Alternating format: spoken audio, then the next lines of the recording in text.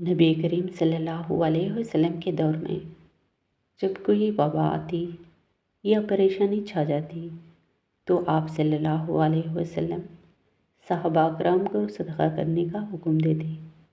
حضرت علی رضی اللہ عنہ فرماتے ہیں، مصیبت سے پہلے صدقہ دے دو تاکہ مصیبت سر اٹھا نہ سکے۔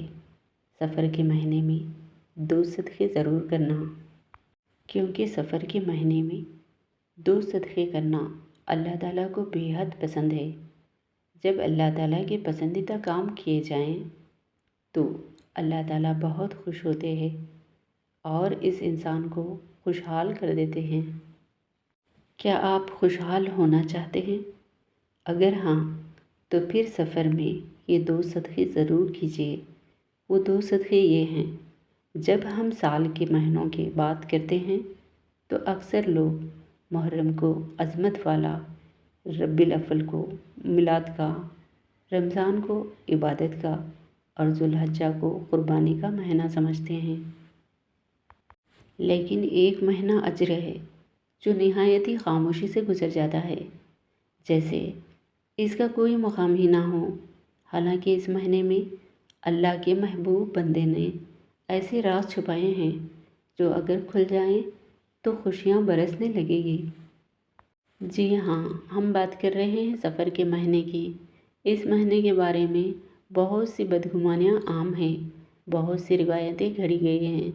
لوگوں نے اسے منحوس سمجھا، آفتوں کا وقت سمجھا، لیکن اصل میں یہ وہ مہینہ ہے جس میں اگر 2 صدقے کیے جائیں تو انسان کی زندگی بدل سکتی ہے، اور یہ وہ عمل ہے جسے اللہ تعالیٰ بے حد پسند فرماتے ہیں۔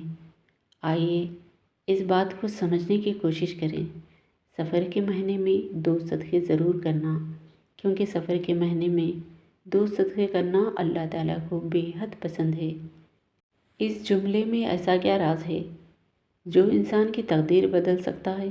دیکھیے، صدقہ صرف ایک مالی عمل نہیں بلکہ روح کی صفائی کا عمل ہے۔ نبی کریم صلی اللہ علیہ وسلم نے فرمایا، صدقہ بلاؤں کو ٹالتا ہے، اور ایک موقع پر فرمایا کہ صدقہ قبر کی گرمی کو کم کرتا ہے۔ اب تصور کیجئے کہ عام دنوں میں صدقہ کی اتنی تاثیر ہے، تو پھر جب صدقہ ایسے مہینوں میں کیا جائے جسے لوگ مصیبت کا مہینہ سمجھتے ہیں تو اس کی تاثیر کتنی زیادہ ہوگی۔ اسی مہینے میں کئی انبیاء علیہ السلام پر آزمائشیں آئیں، کئی جنگیں ہوئی اور کئی قوموں پر عذاب بھی نازل ہوئے۔ یہی وجہ ہے کہ عرب کے زمانے جاہلیت میں اسے نحوست سے تعبیر کیا جانے لگا، مگر نبی کریم صلی اللہ علیہ وسلم نے فرمایا کہ نہ کوئی مہینہ منحوس ہے اور نہ کوئی دن، نہ کوئی رات، بلکہ نحوست ہماری نیتوں میں ہے، ہمارے اعمال میں ہوتی ہے، نہ کہ وقت میں۔ لیکن جب یہ بات مشہور ہو گئی کہ سفر کا مہینہ مشکلات کا ہے تو ہمارے بزرگان دین نے اس کا توڑ بتایا۔ اس مہینے میں صدقہ کیا کرو تاکہ رب تمہاری حفاظت کرے۔ اسی لیے یہ جملہ، سفر کے مہینے میں 2 صدقہ ضرور کرنا، کیونکہ سفر کے مہینے میں 2 صدقہ کرنا اللہ کو بے حد پسند ہے۔ صرف تلقین نہیں بلکہ زندگی کی حفاظت کا راستہ ہے۔ ہم دیکھتے ہیں کہ لوگ جب بیمار ہوتے ہیں، بچے ضد کرتے ہیں یا گھریلو پریشانیوں میں گر جاتے ہیں تو بزرگ یہ مشورہ دیتے ہیں، صدقہ دے دو، کیونکہ صدقہ وہ ڈھال ہے جو آنے والی مصیبتوں کو روک دیتا ہے۔ سفر میں یہ مصیبتیں اگر کسی کی آزمائش ہیں تو کسی کے لیے تنبیہ، لیکن جو شخص ان دنوں میں 2 صدقے کرتا ہے تو وہ گویا اللہ کے بارگاہ میں اپنے لیے امن خرید لیتا ہے۔ ایک صدقہ اپنے مال کی برکت کے لیے اور دوسرا صدقہ اپنے گھر کے امن کے لیے۔ سفر کے مہینے میں 2 صدقے ضرور کرنا، کیونکہ سفر کے مہینے میں 2 صدقے کرنا اللہ کو بے حد پسند ہے۔ جب اللہ تعالیٰ کی پسندیدہ کام کیے جائیں تو اللہ تعالیٰ بہت زیادہ خوش ہوتا ہے اور اس انسان کو خوشحال کر دیتا ہے۔ لیکن سوال یہ ہے کہ آخر صدقہ اللہ کو اتنا پسند کیوں ہے، اور خاص طور پر ماہ سفر میں اس کی اہمیت اتنی زیادہ کیوں بڑھ جاتی ہے؟ اگر ہم غور کریں تو صدقہ محض مال دینا نہیں، بلکہ اپنے نفس کو پاک کرنے کا ایک ذریعہ ہے۔ نبی کریم صلی اللہ علیہ وسلم نے فرمایا کہ صدقہ بلاؤں کو ٹال دیتا ہے۔ یہ حدیث ہمیں صدقے کی اس پہلو کی طرف متوجہ کرتا ہے جو نظر نہیں آتا لیکن ہماری زندگی کے کئی دروازے کھول دیتا ہے۔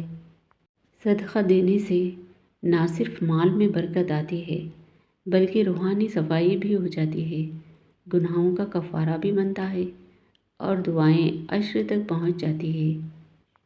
تو آئیے ہم اس مبارک مہینے کو بوجھ نہ سمجھیں بلکہ ایک موقع سمجھیں، ایک روحانی دروازہ سمجھیں جو ہمیں اپنی زبان اور دل کی صفائی کے ذریعے اللہ کے قریب لے جا سکتا ہے اور اس انسان کو خوشحال کر دیتا ہے۔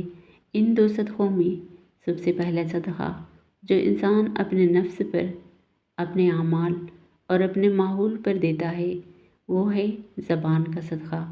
یہ وہ صدقہ ہے جس کا تعلق نہ مال سے ہے، نہ دولت سے، نہ کسی جسمانی مشقت سے، بلکہ انسان کی زبان سے نکلی ہوئی باتوں سے جڑا ہوا ایک انتہائی پاکیزہ عمل ہے، کیونکہ زبان ہی انسان کو بلندی پر کرتی ہے اور زبان ہی اسے پستوں میں گرا دیتی ہے۔ جب انسان اپنی زبان کو قابو میں رکھتا ہے، اپنی گفتگو کو نرمی، محبت اور سچائی سے بھر دیتا ہے، جب وہ کسی کی غیبت نہیں کرتا، کسی پر تہمت نہیں لگاتا، جب وہ اپنے الفاظ کے ذریعے کسی کے دل کو نہیں توڑتا بلکہ اسے جوڑتا ہے، تو وہ حقیقت میں زبان کا صدقہ دے رہا ہوتا ہے۔